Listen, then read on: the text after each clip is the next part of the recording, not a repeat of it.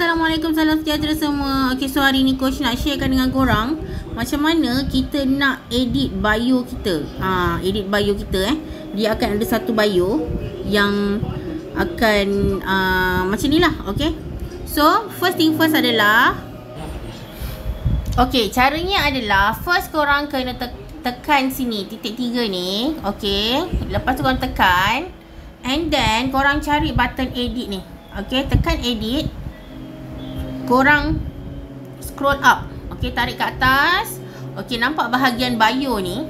Okay, so korang tekan ni edit. Okay, korang tekan edit. Lepas tu korang tekan edit bio. Okay, tekan edit bio. Lepas tu korang double klik, korang delete. Lepas tu korang masukkan ayat yang coach bagi dekat korang punya WhatsApp. Okay, ni ayatnya. So dekat sini, kan, dekat sini kat bawah ni korang tukar ni nombor telefon korang ni. Okay, nombor telefon ni korang tukar. Okay, kat sini korang delete. Okay, korang delete, masukkan nombor telefon 4598489. Okay, so kat bawah ni surprise delivery apa? Korang fokus kawasan mana? Kalau coach, macam coach fokus kawasan Parit Raja. Okay, so letak Parit Raja. Macam tu. Okay, so lepas tu tekan save. Okay, tekan save.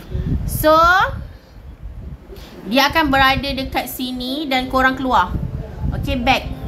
So korang akan nampak, korang macam mana korang nak tengok dia ni dia akan bertukar. Korang fresh kan dia balik. Okay, nampak dah bertukar dah. Okay, dah bertukar. Okay, dekat sini, sorry, dekat sini, dekat sini dah bertukar. Okay, so itu saja. Kalau ada yang tak faham, tolong tanya coach. Kalau korang ada leader atas korang, korang tanya leader korang. Okay, so itu sahaja. Bye. Assalamualaikum.